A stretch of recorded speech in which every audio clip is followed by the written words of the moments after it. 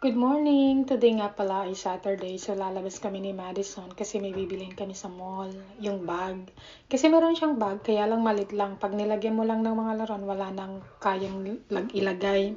So yun, maga kaming gumising today, pinaliguan, pinakain, and then lumarga na kami. Kaya lang nung paglabas namin, ang daming sasakyan. Ang aga nilang mag-party, my gosh! Chows. And then, ayun na nga, pumunta kami sa Vernon Hills para mamili. And then, yung unang pakay namin is bibili talaga. Pagkakita ni Madison doon sa play area na bago, ang pangalan ay Time Out. Ayan o. Hindi na kami nakapunta. Ang gusto niya maglaro. So, ayan, pinagbigyan muna maglaro kami. Hinayaan ko siya hanggang sa magsawa. Ang entrance lang naman is $23. Tapos, siguro mga ano kami dyan, siguro mga 2 o 3 oras kami. Kasi hinintay ko siyang tumabi sa akin na yung talagang mapagod talaga para pag inaya ko nang umuwi hindi na magsisisigaw, gano'n. Kasi last time na dinala namin sa play area, hindi na kontento. Gustong-gusto maglaro. Dito, hinayaan ko siya. Pero nung umalis na kami, tahimik, walang sinabi, hindi yun. Sabi niya, hot, sabi lang niya, nainitan daw siya.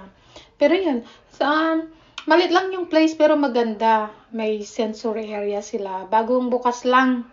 Tapos pag ang binayaran mo is $23, may free toys at free drinks. Pag ang binayaran mo naman ay $15, parang ganun. Ano lang, maglalaro lang. Tapos yung sa may $10, yung sa sensory area lang yung ito. Ayan o, sensory area. Ang ganda niya no, parang dyan nag-enjoy si Madison. Gustong-gusto niya aside from dun sa slide. Tapos nung ano na yan, siguro naboboard na siya kaya nag-stay dyan siya ng matagal. Tapos pumunta kami sa sa Macy's. Daming tao, my gosh, ang daming pera ng mga tao, ang daming tao sa mall today. Tapos nung papunta na kami sa mall, may nadaanan kaming bagong bukas na coffee shop or parang bubble tea, parang ganun. Tignan nyo yung pila. Akala ko sa Pilipinas lang pinipilahan. Tignan nyo ang haba.